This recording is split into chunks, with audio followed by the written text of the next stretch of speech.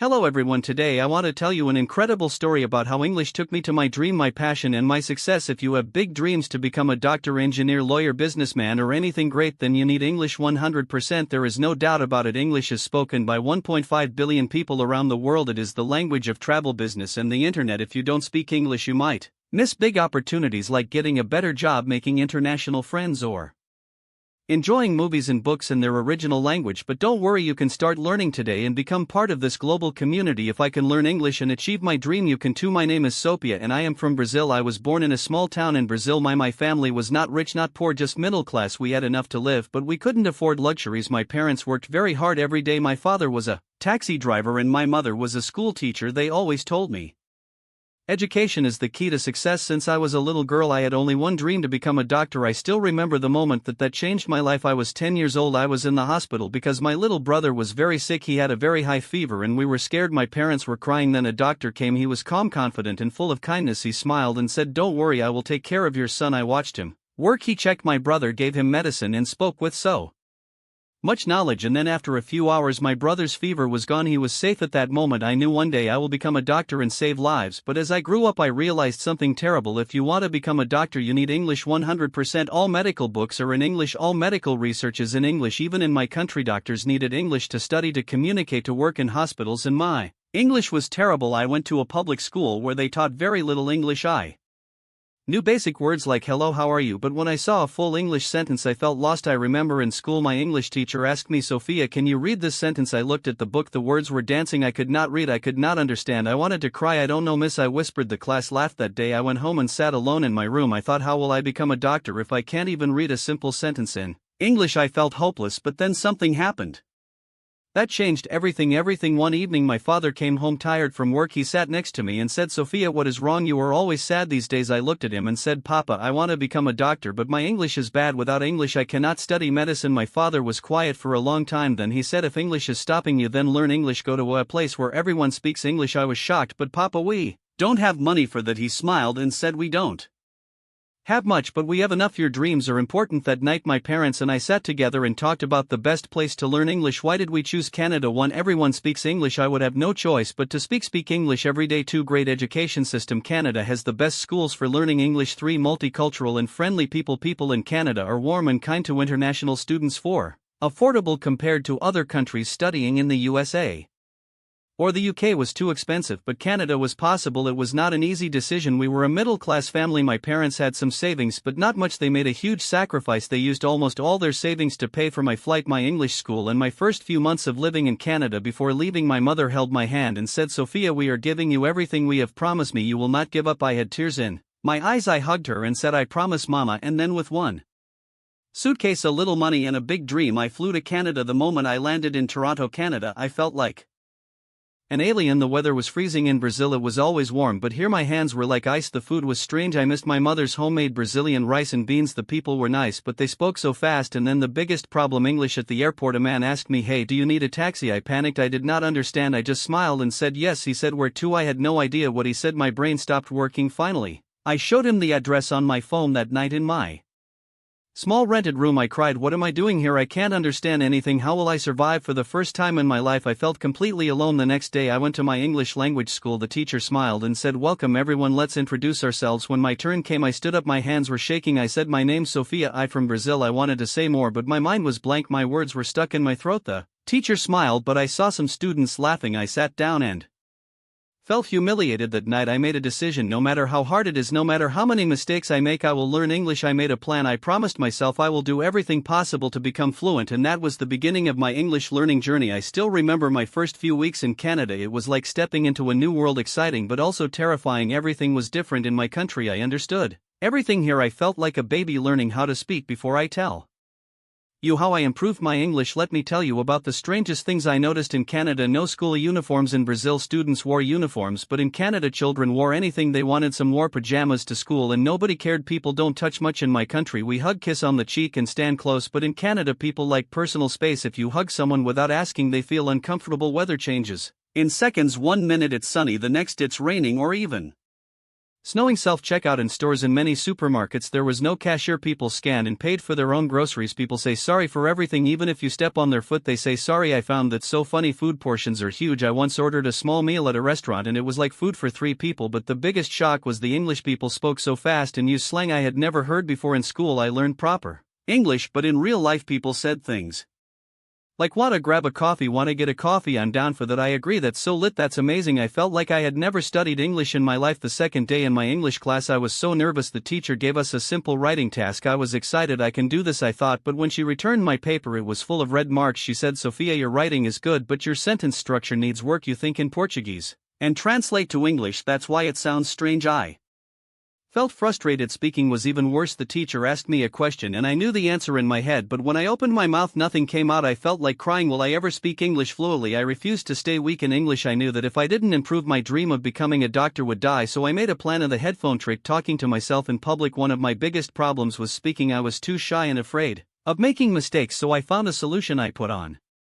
headphones and walked around the city pretending I was on a phone call, but I was actually talking to myself in English. I described everything around me. I am walking on the street, the sky is blue, that woman is wearing a red coat. Now I am entering a cafe, I will order a coffee. This helped me think in English and practice without fear. Be the 3 new words rule. Every day I learn 3 new words and use them in a sentence. See no more subtitles. At first I watched movies in English with subtitles, but then I realized something. I was reading, not listening, so I turned off subtitles and forced myself to understand. It was hard at first, but soon I started catching common words and phrases. One day I went to a coffee shop and decided today I will talk to someone in English no matter what. I walked to the counter, the barista smiled and said, hey, what can I get you today? My heart was beating fast. Don't panic, Sophia, you can do this. I took a deep breath and said, I would like a cappuccino please. She smiled and asked, do you want it with almond milk or regular milk? I understood her. I quickly said, regular milk please. She gave me my coffee and said, here you go, have a great day, and I replied, you too. It was a small conversation, but I felt like I had won a gold medal that day. I realized something important. English is not about being perfect, it's about being confident. Learning English was one challenge, but surviving in Canada was another. Canada is expensive. Here's what I spent each month: rent for a small room $100. I lived with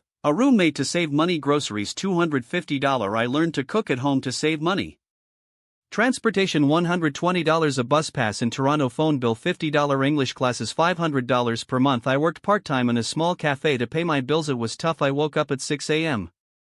went to school, worked in the cafe, came home tired and still studied English at night. I missed my family, I missed home, but every time I felt like giving up I remembered my parents' sacrifice. I could not fail. The biggest turning point was when I stopped translating in my head. At first my brain always did this. I hear a sentence in English, I translate it into Portuguese in my head. I think of an answer in Portuguese, then I translate it back into English. This took forever, but after 4 months of daily English exposure, something amazing happened. One day I was in a grocery store. The cashier asked, do you need a bag? And without thinking I said, no, I have one, thanks. For the first time my brain didn't translate. I realized I was finally thinking in English. If you were struggling with English, here is my advice. 1. Speak every day. Even if you are alone, use the headphone trick like I did. 2. Stop translating in your head, start thinking in English. 3. Talk to native speakers even if it's scary. 4.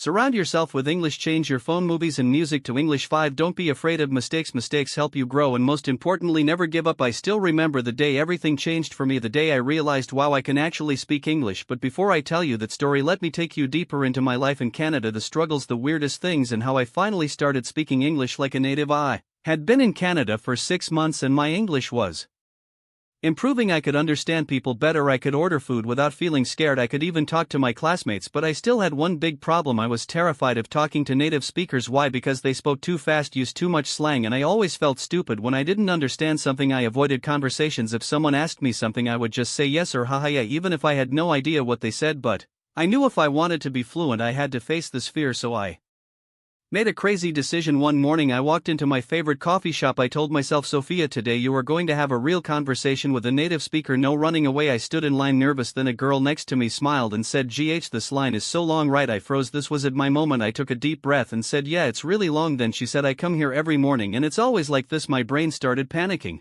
What do I say? But instead of overthinking I just said, oh really, I just moved here so I don't know. She smiled and said, oh cool, where are you from? And just like that we had a conversation. For the first time I wasn't translating in my head, I wasn't scared, I just talked. After that day something clicked in my brain. I realized I can actually do this. That moment gave me confidence, and confidence was the missing key. Now that I was confident I wanted to take my English to the next level. I didn't want to just speak English, I wanted to sound like a native speaker, so I started doing something crazy, the shadowing method. I started copying everything I heard. Whenever I watched a TV show, I paused, repeated the sentence exactly like the actor, and tried to match their accent. Example: I hear the sentence, "Oh my god, that's insane." I pause and say it exactly the same way. Oh my god, that's insane. Coping the tone, speed, and emotion. I did this for hours every day. At first it felt weird, but after 1 month my pronunciation improved so much I also started keeping a notebook of my English mistakes. Every time I made a mistake, I wrote it down and corrected it. Example: I agree with you. I agree with you. By reviewing my mistakes every day, I stopped repeating them. This was the hardest step for me, but I forced myself to make Canadian friends because I knew that was the fastest way to improve. Here's what I did. When I joined local events, I went to free meetups for international students too. I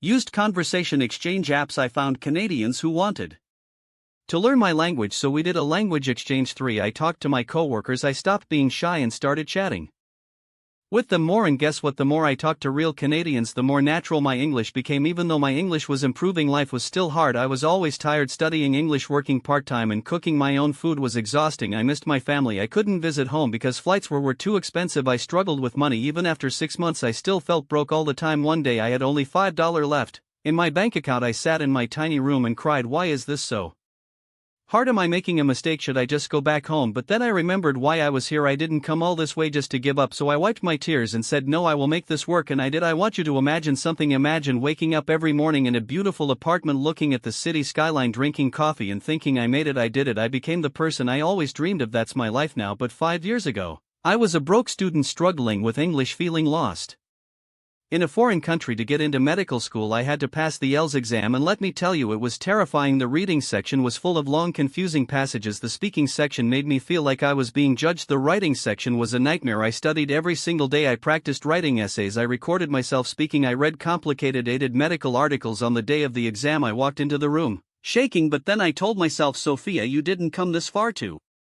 fail. You know this, you worked for this. So I took a deep breath and did my best. A week later, I got my results. I passed. I held the paper in my hands crying. I did it. I actually did it. That was the moment I knew nothing could stop me. Now with my IELTS score, I finally got accepted into one of the best medical universities in Canada. But guess what? The real struggle was just beginning. Medical textbooks were in advanced English. Professors spoke in complex medical terms. I had to write perfect reports and give presentations. It was 10 times harder than anything I had faced before, but I remembered something: if I can learn English, I can do anything. So I didn't quit. I recorded my lectures and listened to them every night. I made flashcards for difficult medical terms. I joined study groups and practiced explaining things in English every single day. I pushed myself, and with lots of hard work, I graduated as Dr. Sophia Williams. The first walked across that stage, took my diploma, and looked up at the sky. This is for you, Mom and Dad. I made it. After graduation, I got my first job at a big hospital in Toronto. My first month's salary, $88,000. When I saw my bank account, I couldn't believe it. I remembered the days when I had only $5 left and had to choose between buying food or paying rent. Now I could buy anything I wanted, but money wasn't the best part. The best part was saving lives. One day, a little girl came into the hospital. She was sick, scared, and crying. I held her hand and said, "Don't worry, sweetheart, I'll take care of you." Her mother looked at me with tears in her eyes and said, "Thank you, doctor." At that moment, I felt something I had never felt before. I wasn't just an English learner anymore. I wasn't just a student. I was a doctor, and I had earned this. Now listen to me carefully. I know many people say accept yourself as you are. I disagree. You should never accept being weak. You should never accept being average. You must change yourself, not for society, not for your friends, not for your family. Change yourself for you, because let me tell you something, nobody is coming to save you, not your parents, not your teachers, not your boyfriend or girlfriend. Only you can change your life. When I was struggling, I could have made excuses. English is too hard. I don't have enough money. I'm not smart enough. But I didn't. I looked in the mirror and said, Sophia, stop making excuses. It's time to work. And that's exactly what I did. If you're still here, it means you want more from life. So let me give you the real truth. Learn English like your life depends on it, because it does. If you want a great career, you need English. Stop being lazy. Get up, open a book, watch English videos, do the work, put yourself in uncomfortable situations, talk to strangers, make mistakes, embarrass yourself. That's how you grow. Today, I live in a beautiful apartment in downtown Toronto. I wake up every morning feeling proud of myself. I drive my dream car. I travel to different countries. I help my parents financially, and most importantly, I love my life. But remember, I wasn't born lucky. I created this life by working for it, and you can too. If you're watching this video, you have two choices. 1, close this video and do nothing. Stay the same. Keep making excuses. Keep dreaming, but never acting. 2, start working on yourself right now. Learn English every day. Improve yourself. Change your life. The choice is yours. If you choose the second option, then subscribe to this channel, like this video, and let's start your journey today, because trust me, when you become the best version of yourself, it feels like the world is in your hands now. Go change your life.